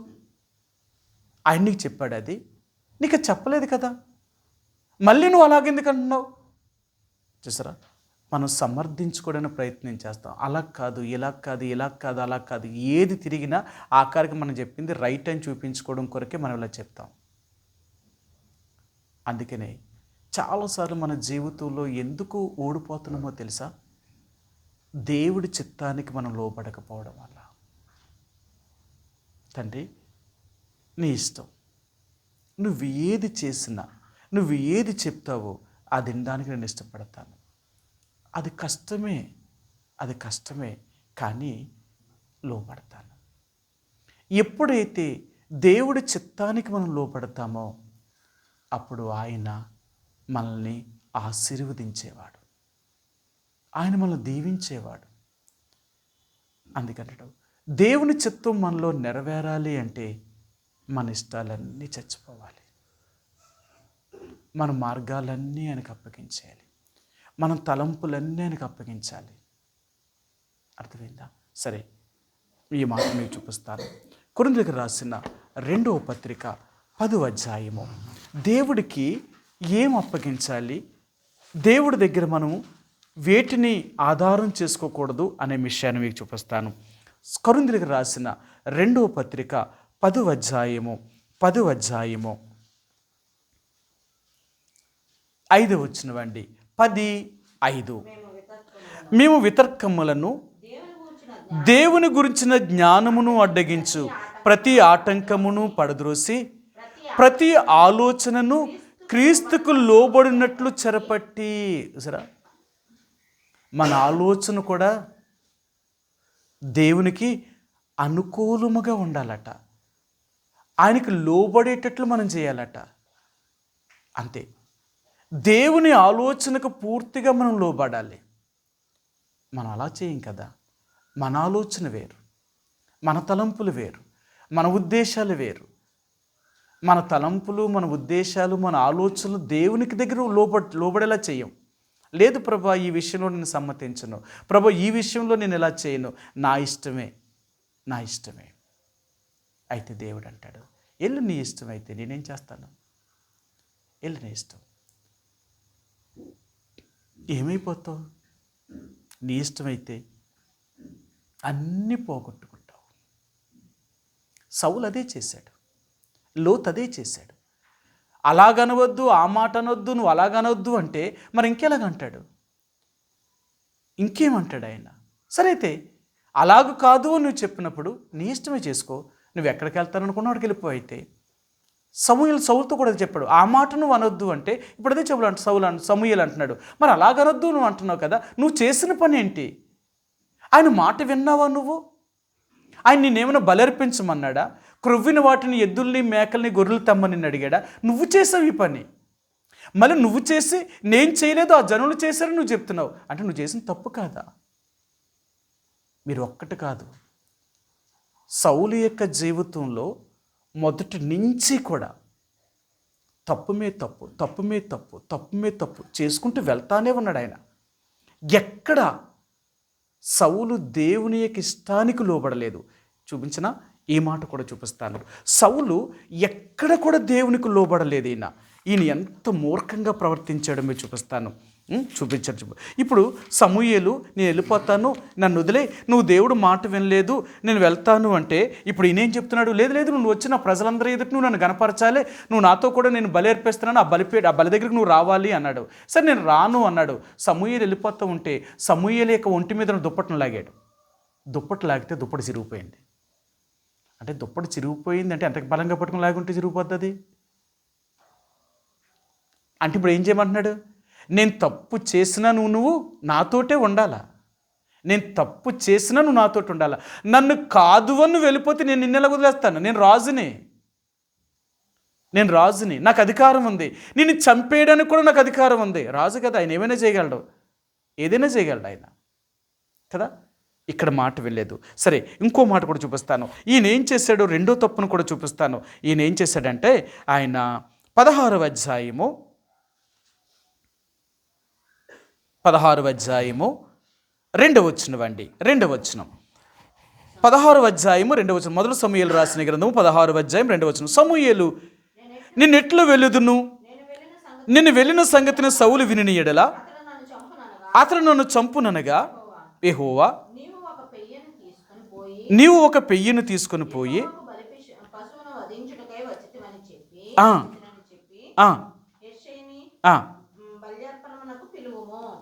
చూడండి, ఇంకొక మాట కూడా మీకు చూపిస్తాను. సమూయేలు రాసిన మొదటి గ్రంథము 14వ అధ్యాయం అండి. 14వ అధ్యాయము క్షమించారు. చూడండి, నేను చెప్తాను వచ్చినవండి. ఆయన ఏమంటాడంటే సమూయేలు ఇలాగ అడుగుతాడనమాట. ఏమని అడుగుతాడు అంటే, నేను రాకుండా నువ్వెందుకు బలర్పించావు అని అడుగుతాడు ఆయన. నేను రాకుండా నువ్వెందుకు బలర్పించావు అని అడుగుతాడు. అప్పుడు ఈయన ఏమన్నాడంటే, ఎందుకంటే నువ్వు రావడం ఇంకా లేట్ అవుతుంది, ప్రజలు నా యుద్ధానికి సిద్ధమైపోయారు, నా మీదకి ఫిలిష్తీయులు వచ్చేస్తున్నారు యుద్ధానికి, మరి ఇంక నేను ఏం చేయాలి, కాబట్టి ఇంకేం చేయడానికి నాకు అవకాశం లేదు, కాబట్టి ప్రజలందరూ నా దగ్గర నుంచి చెదిరిపోవడం చూసి 13వ అధ్యాయం, క్షమించండి, సమూయేలు రాసిన మొదటి గ్రంథము 13వ అధ్యాయము. ఇక నేను బలి అర్పించాను అంటున్నాడు ఆయన. 10-11 వచనాలండి. అతడు దహన బలి అర్పించి చాలించిన వెంటనే సమూయేలు వచ్చెను. సౌలు అతనిని కలుసుకొని అతనికి వందనము చేయుటకై బయలుదేరగా సమూయేలు అతనితో నీవు చేసిన పని ఏమని అడిగాను. అందుకు సౌలు, జనులు నా యొద్ద నుండి చెదిరిపోవుటయు, నిర్ణయ కాలమున నీవు రాకపోవుటయు, ఫిలిష్తీయులు మిక్మాషులో కూడి ఉండుటయు నేను చూచి, ఇంకనూ యెహోవాను శాంతపరచక మునిపే ఫిలిష్తీయులు గిల్గాలునకు వచ్చి నా మీద పడుదురనుకొని నా అంతటి నేనే సాహసించి. చూసారా, ఎవరు చెయ్యాలి, ఎవరు చేయకూడదు ఆయన ఏమన్నాడు? నేను సాహసించి చేసేసాను ఈ పని, నేను సాహసించి చేశాను. ఎందుకు చేశాను? నువ్వు రాకపోవడం వల్ల నేను చేశాను. నువ్వు రాకపోవడం వల్ల నేను చేశాను అంటే నేను రాకపోతే నువ్వు చేస్తావా? అది నీ పనా? యాజకుడిగా నేను చేయవలసిన పని అది. బలి అర్పించడం అనేది నేను చెయ్యాలి, నిన్నెవరు చేయమన్నారు? నువ్వు ఎంత తప్పు చేసావో తెలుసా? ఎక్కడి నుంచి చూడండి, ఇంక సౌలు యొక్క జీవితాలు అన్నీ తన సొంత ఇష్టాలే. అందుకనే దేవుడు తన సొంత ఇష్టం చేసేవాళ్ళని ఎవరిని కూడా దేవుడు తనను గొప్పవాడిగా చేయడానికి ఇష్టపడ్డాడు. సౌలుని దేవుడు అన్నాడు, ఇంక నువ్వు రాజుగా ఉండడానికి నీకు అర్హత లేదు అన్నాడు ఆయన. చెప్పేశాడు ఆయన. ఎందుకంటే నువ్వు రాజుగా ఉండడానికి నీకు దేవుడికి మనసు లేదు అన్నాడు ఆయన. చూపిస్తాను మీకు. 13వ అధ్యాయము 14 వచ్చినవండి. 13-14. యెహోవా తన చిత్తానుసారమైన మనసు గల ఒకరిని కనుగొని ఉన్నాడు. నీకు ఆజ్ఞాపించిన దాన్ని నీవు గైకొనకపోతువు గనుక యెహోవా తన జనుల మీద అతన్ని అధిపతిగా నియమించును. ఇంక నువ్వు రాజు కాదు, నువ్వు రాజుగా ఉండడానికి నీకు అర్హత లేదు. ఎప్పుడైతే నీ ఇష్టాన్ని నువ్వు నెరవేర్చుకోవాలనుకున్నావో ఆ రోజు నుంచి దేవుని బిడ్డగా ఉండే అర్హత మనకు లేదు. మనం చెప్పుకుంటాం, నేను గుడికి వెళ్తానండి, గుడికి అంత ఇచ్చాను, ఎంత ఇచ్చాను, అది చేశాను, ఇది చేశాను, లేకపోతే ఇంత చేస్తాను, నేను అలా చేస్తాను, ఇవన్నీ మనం చెప్పవచ్చు. దేవుడు అంటాడు, నా చిత్తంలో ఉన్నావా మొదట నువ్వు? నా ఇష్టంలో ఉన్నావా నువ్వు? ఎక్కడున్నావు? ఏ విషయంలో ఉన్నావు? మొదటి నుంచి నేను చెప్పిందంతా వదిలేసి నీ ఇష్టం నెరవేర్చుకుంటున్నావు. ఇక నేనెందుకు నీకు సాయం చేస్తాను? సౌలు యొక్క జీవితంలో దేవుడు అతన్ని సహాయం చేయలేదండి. ఎందుకు చేయలేదు అంటే సౌలుకి తన ఇష్టం తను చేయడం ఇష్టం, దేవుని ఇష్టం చేయడానికి ఆయనకి ఇష్టం లేదు. మీరు మొదటి నుంచి చూడండి, ఎక్కడైనా సౌలు దేవుడు చెప్పింది చేశాడా అంటే దేవుడు చెప్పింది చేయలేదు. పైపెచ్చి అంటాడు, మీరు అలా చేయడం బట్టి నేను ఇలా చేశాను, కానీ లేకపోతే మీరు అలా చేయకపోతే నేను ఎందుకు ఇలా చేస్తాను అంటే అలా ఆయన రాలేదు కాబట్టి నువ్వు చేస్తావా? ఆ పని నీది కాదు కదా, ఆయన వచ్చేదాకా ఉండాలి. కష్టమైనా సరే, ప్రజలు నీ దగ్గర నుంచి చెదిరిపోయినా, మనుషులు ఎవరు నీతో లేకపోయినా, నువ్వు దేవుని ఆజ్ఞకు లోబడితే దేవుడు నీతో ఉంటాడు. అంటే నీ పక్షంగా యుద్ధాలు చేసింది, విజయాలు కలిగించింది మనుషుల వల్ల కలిగిందా, దేవుడి వల్ల కలిగిందా? మనుషుల వల్ల కాదు కదా, దేవుడి వల్లే కదా కలిగింది. అన్ని యుద్ధాల్లో కూడా సౌలు కూడా యుద్ధాలు చేసినప్పుడు దేవుడు మొట్టమొదటిగా దేవుడే అతనికి సహాయం చేశాడు, ఈయనేమీ యుద్ధాలు చేయలేదు. మరి ఇప్పుడు ఎందుకు ఇలా చెప్తున్నాడు ఆయన? అందుకని అంటున్నాడు, ఎప్పుడూ కూడా సౌలు దేవునికి అవిధేయత చూపించాడే తప్ప విధేయత చూపించలేదు. తన సొంత ఇష్టమే చేశాడు. అందుకనే ఈరోజు దేవుడు అన్నాడంటే మన ఆలోచనలు కూడా క్రీస్తుకి లోబడినట్లుగా చేయాలి. ప్రభువా, నీకు వ్యతిరేకంగా కానీ నీకు విరోధముగా కానీ నా ఆలోచనలు కూడా రాకూడదు. నా ఆలోచనలన్నీ కూడా నీకు నేను చెరపడుతున్నాను అంటే నేను లొంగిపోతున్నాను. నా విషయంలో నీ ఆలోచన నెరవేరాలే తప్ప నా ఆలోచన నెరవేరకూడదు. నా ఆలోచనలన్నీ రద్దుపరచు, నీ ఆలోచన మాత్రమే నెరవేర్చు. నువ్వు ఏం చెయ్యాలనుకుంటున్నావో నా పక్షంగా అది మాత్రమే చెయ్యి నా ఆలోచనతో. అందుకన్నాడు, మన సొంత బుద్ధిని ఆధారం చేసుకోకూడదు, మన సొంత ఆలోచనను అనుసరించకూడదు. మన ఆలోచన కూడా ఆయనకే చెరపట్టాలి. ప్రభా, నేను ఇలా చేయాలనుకుంటున్నాను, అది నీకు ఇష్టమా కాదా? ఒకవేళ నీకు ఇష్టం కాకపోతే అది ఎంత కష్టమైనా, ఎంత శ్రమైనా, ఎంత అవమానమైనా నేను భరించడానికి సిద్ధంగా ఉన్నాను. పర్లేదు. లోకం దృష్టిలో నేను ఓడిపోయిన వ్యక్తిగా, లోకం దృష్టిలో నేను నష్టపోయిన వ్యక్తిగా, లోకం దృష్టిలో నేను ఎలా కనబడినా పర్లేదు, కానీ నీ దృష్టిలో మాత్రము నేను నేరము చేసిన వ్యక్తిగా మాత్రం కనపడకూడదు. మనం దేవుని దృష్టిలో మనం నేరం చేసేవారుగా కనపడకూడదు. మనం నిర్దోషులుగా ఉండేవారు. మీకు ఎన్నోసార్లు చెప్పాను, మనుషుల దృష్టిలో మనం నిర్దోషులుగా ఉండాలి అనుకుంటే దేవుని దృష్టిలో దోషిగా ఉంటాం. దేవుని దృష్టిలో నిర్దోషిగా ఉండాలి అనుకుంటే లోకం దృష్టిలో దోషిగా మిగిలిపోతాం. అవునా? యేసుప్రభువారు మనుషుల దృష్టికి ఏమయ్యాడు? నిర్దోష. ఆయన మీద నేరమును మోపారంతే, అన్ని దోషిగానే ఎంచారు ఆయన్ని. ఆయన నిర్దోషిని అంచలేదు ఆయన్ని. ఆఖరికి ఆయన మౌనం వహించాడు. తండ్రి దృష్టిలో ఆయన నిర్దోషి. ఆయన ఏ పాపము చేయలేదని తన తండ్రికి తెలుసు, కానీ లోకానికి తెలియదు కదా. లోకము యేసుప్రభువారిని దోషి అన్నది, కానీ దేవుని దృష్టిలో ఆయన నిర్దోషి. అదే దేవుడు అంటున్నాడు, మనం మనుషుల దృష్టిలో నిర్దోషి కాదు, దేవుని దృష్టిలో నిర్దోషమై ఉండాలి. కాబట్టి ఈరోజు దేవుడు మనకు నేర్పించాలనుకున్నది ఏంటంటే ఆయన మాట వినడం, ఆయన చిత్తము చేయడం మనకు సంతోషమా? సౌలు రాజైన దగ్గర నుంచి కూడా ఎప్పుడు కూడా దేవుని మాట వినడం ఆయనకు రాలేదు. మొదటి నుంచి దేవునికి వ్యతిరేకమైన పనులు చేసుకుంటూనే వెళ్ళాడు. వ్యతిరేకమైన పనులు చేసుకుంటూ వెళ్ళాడు. అందుకేమయ్యాడో తెలుసా? ఒక్క మాట చూపించి నేను ముగిస్తాను. ఈ సౌలుని దేవుడు రాజుగా చేసినందుకు దేవుడే ఏడ్చాడట, దేవుడే కన్నీరు కార్చాడండి. సరే మీకు చూపిస్తాను. 15వ అధ్యాయము, సమూయేలు రాసిన మొదటి గ్రంథము 15వ అధ్యాయము 35వ వచనం అండి, చివరి వచనం. సౌలు బ్రతికిన దినములన్నిటిను సమూయేలు అతను దర్శింపలేదు గాని సౌలును గూర్చి దుఃఖాక్రాంతుడాయెను, మరియు తాను సౌలును ఇశ్రాయేలు మీద రాజుగా నిర్ణయించినందుకు యెహోవా పశ్చాత్తాపపడెను. అబ్బా,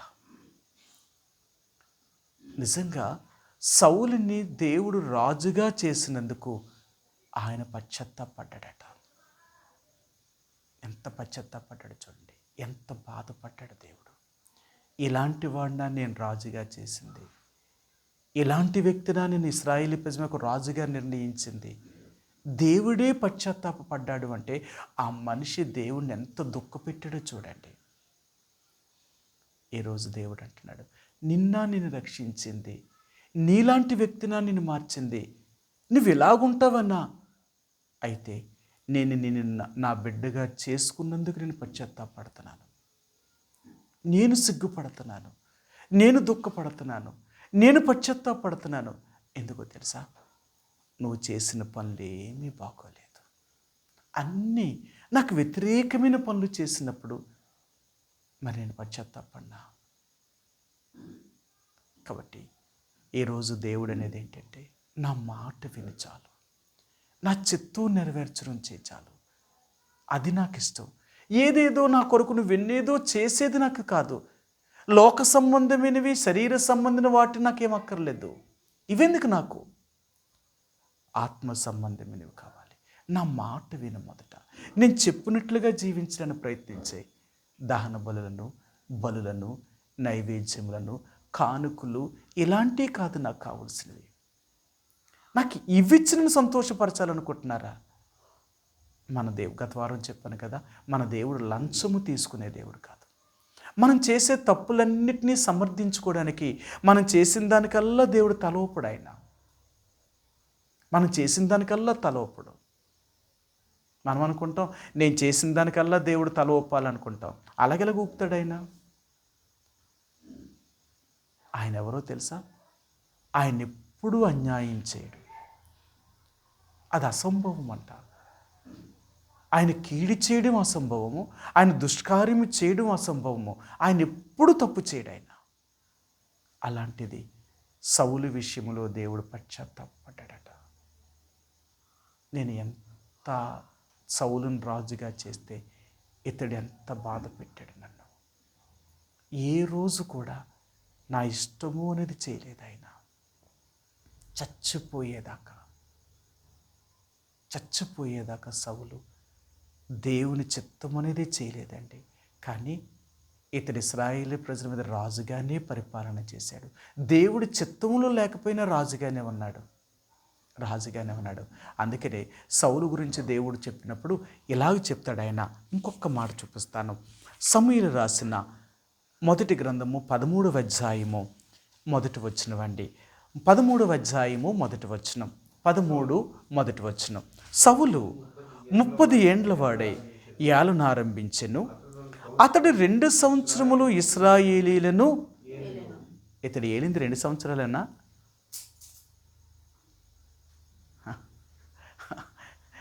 ఉన్న సంవత్సరాలన్నీ లెక్కలోకి తీసి రాలేదట ఆయన. ఈ 2 సంవత్సరాలే లెక్కలో తీసుకొచ్చాడట. ఎందుకంటే ఆ 2 సంవత్సరాలు అంటే ప్రారంభంలో ఉన్న రెండు సంవత్సరాలు మాత్రమే దేవుడు చెప్పినట్లుగా చేశాడట. ఉన్న అతను పరిపాలన చేసిన అన్ని సంవత్సరాలు కూడా అతడు చేయలేదు పరిపాలన. అంటే ఇతను ఎన్ని సంవత్సరాల పరిపాలన చేశాడంటారు? అంటే దరిదాపుల్లో దావీదు ఇంకా చిన్నవాడై ఉన్నాడు. బాలుడై ఉండగానే గొలియాతుని చంపాడు కదా. అప్పటికి దావీదుకి వయసు ఎంత ఉంటుంది? బాలుడు అంటే 12 సంవత్సరాల లోపు కదా. దావీదు ఇశ్రాయేలు ప్రజల మీద రాజు అయ్యేటప్పటికి వయసు ఎంత? దావీదు ఇశ్రాయేలు ప్రజల మీద రాజుగా అయినది 30వ సంవత్సరమున. దావీదు 30 సంవత్సరాల వయసు వచ్చినప్పుడు యోదావారికి రాజు అయ్యాడు. 3.5 సంవత్సరములు అంటే 3 సంవత్సరముల 6 నెలలు యోదావారిని పరిపాలన చేసిన తర్వాత ఇశ్రాయేలు ప్రజల 10 గోత్రాల వారు కూడా అప్పుడు దావీదు దగ్గరికి వచ్చి దావీదు చేతి కింద ఉండడానికి ఇష్టపడ్డారు. నువ్వు మావాడివి, మేము అని. ఎందుకంటే సౌలుకి దావీదుకి యుద్ధం జరుగుతూనే ఉంది కదా. యోదావారికి ఇశ్రాయేలు ప్రజలకు యుద్ధం జరుగుతుంది కాబట్టి ఇప్పుడు ఇశ్రాయేలు ప్రజలు 10 గోత్రాల వారు కూడా రాజుగా ఇతని దగ్గరికి వచ్చారు. అంటే దావీదు ఇశ్రాయేలు ప్రజల మీద రాజుగా అంటే అన్ని గోత్రాలకి 12 గోత్రాల వరకు రాజు అవడానికి 33 సంవత్సరాలు పట్టిందంట. 33.5 సంవత్సరాలు. అప్పుడు ఇశ్రాయేలు ప్రజలు 10 గోత్రాల వరకు ఈయన రాజు అయ్యాడు. అప్పటికి మాత్రం యోధా వారికి మాత్రమే రాజు అయ్యాడు. యోధా బెంజమిన్లకు మాత్రమే 30వ సంవత్సరం రాజు అయ్యాడు.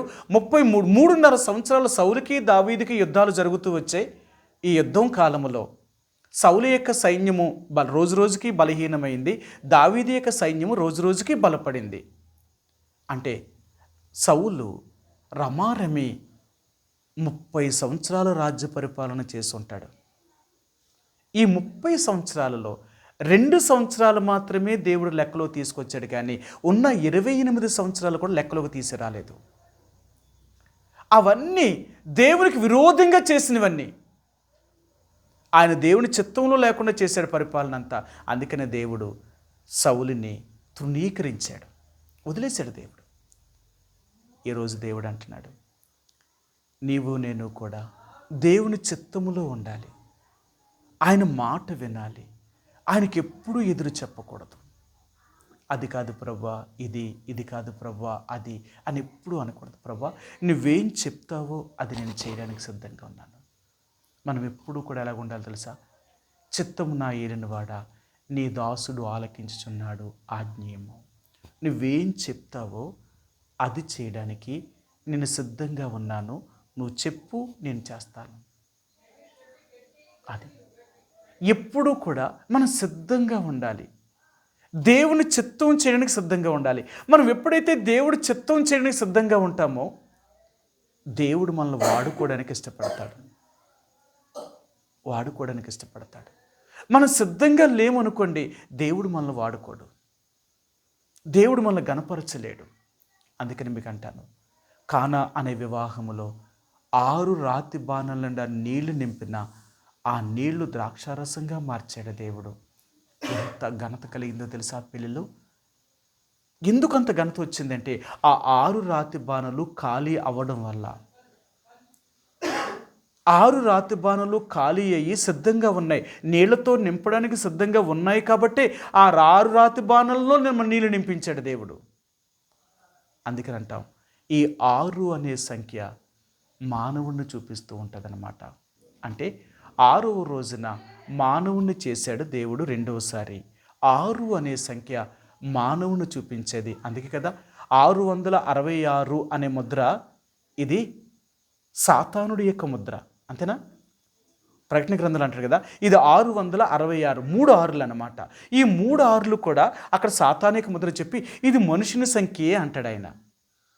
ఇది మానవుడి యొక్క సంఖ్య.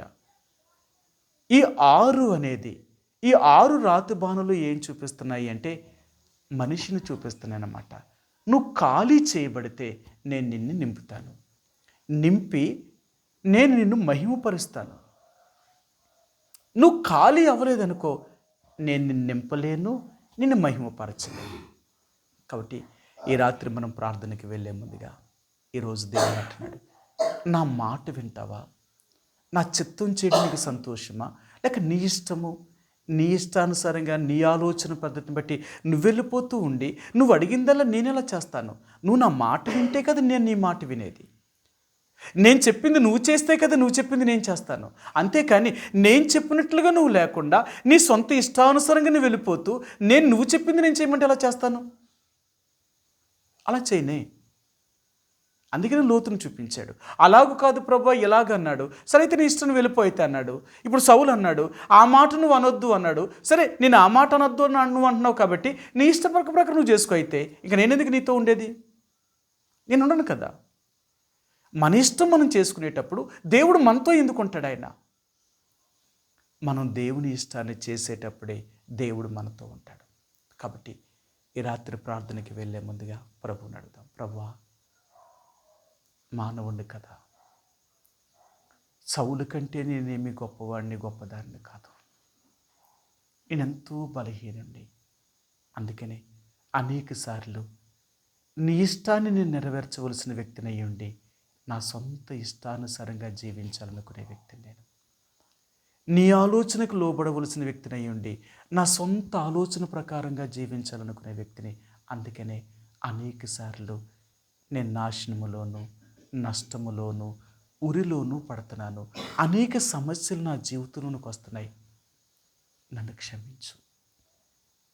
ఈరోజు నా సమస్యలన్నిటికీ గల కారణం ఏంటంటే నా స్వంత ఆలోచన, నా స్వంత బుద్ధి, నీ మాట వినకపోవడమే నా జీవితంలో భయంకరమైన నష్టము. ఎన్నోసార్లు నేను కూడా ఇలాగే జీవించిన వ్యక్తిని. నన్ను క్షమించు, నన్ను క్షమించు. నీ మాట వినడం నాకు నేర్పించు, నీ చిత్తం చేయడం నాకు నేర్పించు. నేను ఈ భూమి మీద బ్రతికినంత కాలము నీకు ఇష్టమైన జీవితాన్ని జీవించి నా యాత్ర ముగించే వ్యక్తిగా నన్ను సిద్ధపరచు. నీకు విరోధముగా జీవించుకున్నట్లుగా నన్ను కాపాడు తండ్రి. ఈరోజు నువ్వు చూపించావు, నాతో నువ్వు మాట్లాడుతూ వచ్చావు. నిజమే, నేను కూడా ఇదేంటి పరిస్థితుల్లో కలిగిన వ్యక్తిని, నన్ను క్షమించు అని ప్రభువు దగ్గర మనం ఒప్పుకొని దేవుని ఇష్టానికి మనం అప్పగించుకోగలిగితే దేవుడు మన విషయంలో సంపూర్ణంగా తన చిత్తాన్ని నెరవేర్చగలిగిన వాడు. ఆయన అంటాడు, నీ భారములన్నీ నేను భరించాలి అంటే నీ త్రోవలన్నీ నాకు అప్పగించాలి. అవునా? నేను ఈ మాట చూపించి నేను ముగిస్తాను. ఇంకా అంటే ఇలా చూపిస్తాను అంటున్నాను కానీ వదులుతలేదు మిమ్మల్ని. ఇంక ఒక్క మాటే. సామెతల గ్రంథము 16వ అధ్యాయము 2వ వచనమండి. సామెతల గ్రంథము 16వ అధ్యాయంలో ఇక్కడ సొలొమోను మహారాజు ఈ సామెతలు రాసినప్పుడు ఆయన ఇలాగ చెప్పాడు. ఆయన ఏం చెప్పాడో మీరు చూపిస్తాను, క్షమించండి. 3వ వచనమండి, 16:3. నీ పనుల భారము యెహోవా మీద నుంచుము, అప్పుడు నీ ఉద్దేశములు సఫలములగును. సరే, మన ఉద్దేశములన్నీ ఎప్పుడు సఫలములు అవుతాయంటే మన భారాలన్నీ దేవుడి మీద వేసినప్పుడు. ఆయన ఏం చెప్తాడో దానికి మన విధేయత చూపినప్పుడు, మనం లోబడినప్పుడు దేవుడు తప్పక మనకు సహాయం చేయగలిగిన వాడు. అందుకనే ఈ రాత్రి ప్రార్థనకి వెళ్ళే ముందుగా మనం సరి చేసుకుందాం. మనలో బలహీనతలు ప్రభు దగ్గర ఒప్పుకుందాం. క్షమించు తండ్రి అని అడుగుదాం. నా పరిస్థితులు ఇవి తండ్రి, అందుకే ఎన్నోసార్లు నిన్ను అడిగినప్పటికీ నేను పొందలేని పరిస్థితులు కలిగి ఉంటున్నాను, నన్ను క్షమించు. అలాగ కాదు, నేను నీ మాట వినే వ్యక్తిగా, నీ ఆలోచనకు లోబడే వ్యక్తిగా, నీ చిత్తానుసారంగా జీవించే వ్యక్తిగా నన్ను సిద్ధపరచు. నా ఇష్టం అనేది కానీ, నా ఆలోచన అనేది కానీ నేను ఏది చేయకూడదు. అలాగ నన్ను సిద్ధపరచు అని ప్రభు దగ్గర మనం అప్పగించుకొని కొద్ది సమయం ప్రభు యొక్క పరిచర్య కొరకు, దేవుని బిడ్డల కొరకు, దేవుని సంఘము కొరకు. సంఘం అంటే ఏదో మన సంఘమే కాదు, సార్వత్రిక సంఘములో యేసు ప్రభు వారి యొక్క రక్తమిచ్చు కొనబడి సార్వత్రిక సంఘములో, అంటే మన రాష్ట్రంలో, మన దేశంలో, ప్రపంచ దేశాలు ఎక్కడున్నా, ఆయన రక్తంతో కొనబడిన దేవుని యొక్క ప్రజలు ఎక్కడున్నా, ఎవరు ఎలాంటి ఆర్థికమైన సమస్యలతో వెళ్తున్నా దేవుడు వారికి సహాయం చేసి వారి సమస్య నుంచి విడిపించి ఆత్మీయంగా బలపరిచేలాగా ప్రార్థన చేయండి. దేవుని సేవకుల కొరకు ప్రార్థన చేయండి. రక్షణ లేని వారి కొరకు ప్రార్థన చేయండి. రక్షించబడి బాధించబడుతున్న దేవుని ప్రజల కొరకు ప్రార్థన చేయండి. ఇలాగా దేవుని యొక్క పరిచర్య కొరకు, దేవుని యొక్క ప్రజల కొరకు, దేవుని సంఘం కొరకు, అనారోగ్యంతో ఉన్న వారి కొరకు, బలహీనుల కొరకు ఇలాగా కొద్ది సమయం ప్రార్థన చేద్దాం. మన కుటుంబంలో ఉన్న సమస్యల కొరకు, మన ఆర్థిక సమస్యల కొరకు కూడా ప్రార్థన చేయండి. అలాగే మరి వచ్చే ఆదివారం పరిచర్య కొరకు ప్రార్థన చేయండి. ఇక్కడ కొండపిల్ల నిలబడే వారిని దేవుడు అభిషేకించి వాడుకునేలాగా తిరిగి మరి డిసెంబర్ 29, 30వ తేదీలో ఉన్న ప్రత్యేకమైన కూడుకుల కొరకు ప్రార్థన చేయండి. బాప్తీసం తీసుకోవాల్సిన బిడ్డలను కూడా దేవుడు సిద్ధపరిచి బాప్తీసం కొరకే ధైర్యంగా సాక్ష్యం ఇవ్వడానికి ప్రభు సహాయం చేసేలాగా, అలాగే మరి పరిచర్య అంతకుముందే దేవుడి మందిరాలు శుభ్రపరిచే విషయంలోనూ ఈ పనులన్నింటిలో కూడా ప్రభు సహాయం చేసేలాగా, తిరిగి ఆత్మీయంగా దేవుని ఇంటికి వస్తున్న దేవుని ప్రజలు ఆత్మీయంగా బలపడి దేవుని కొరకు జీవించేలాగా, మన వ్యక్తిగతంగా కూడా దేవుని కొరకు ఆత్మీయంగా జీవించేలాగా ప్రభు సహాయం చేసేలాగా కొద్ది సమయం మనం ప్రార్థనలో గడుపుదాం. ఆ రీతిగా ఒకరి తర్వాత ఒకరు ప్రభు యొక్క సన్నిధిలో కొద్ది సమయం